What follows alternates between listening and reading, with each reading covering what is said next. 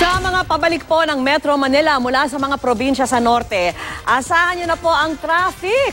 Inaasahang hanggang hating gabi na rin daw yan. At mula po sa Balintawak, nakatutok live si Dano Tingkunggo. Dano.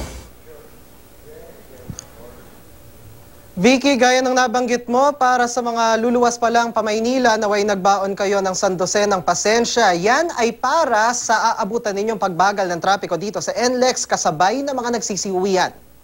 Bibigyan ka ng transit ticket dyan. Tanghali pa nagsimula ang pagsikip na ito sa Bukawi Toll Plaza papasok ng Metro Manila na ang ending, halos walang galawang sitwasyon sa Balintawak papasok ng EDSA. Wala pang tansya ang pamunuan ng NLEX SCTEX sa inaasahang dagsa ng mga pauwi ngayon. Pero batay sa karanasan, ang karaniwang 200,000 vehicles kada araw sa NLEX na daragdagan ng 30,000 pag holiday season. Sa SCTEX, ang karaniwang 45,000 may dagdag 8,000. May mga hakbang na raw ang NLEX SCTEX para maiwasan ang gridlock. Sa mga manggagaling ng TPLEX at SCTEX, imbis na doon ang bayaran ng ticket, bibigyan na lang kayo ng transit ticket at lahat ng bayaran sa Bukawi Toll Plaza na gagawin. Ang Bukawi Toll Plaza naman dinagdagan na ng lanes, 44 mula sa 28 lanes kaninang umaga.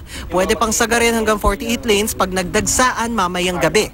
Sa ngayon, tuloy-tuloy pa ang biyahe mula Bukawi. Pero paano kung hindi nakayanin ng traffic sa Balintawak, ang dami ng mga lumuluwas? Pag talagang mataas yung volume na coming from NLEX going inside Metro Manila, binabalance namin yung flow between Balintawak at saka Mindanao entry to Metro Manila. And we also have direct coordination naman with MMDA. Pero kung ayaw nyo talagang matraffic, anong oras mainam lumuwas? From midnight, medyo bababa lang konti yung volume natin. But early morning or even early dawn, marami pa rin yung pabalik ng Maynila hanggang bukas na ng umaga.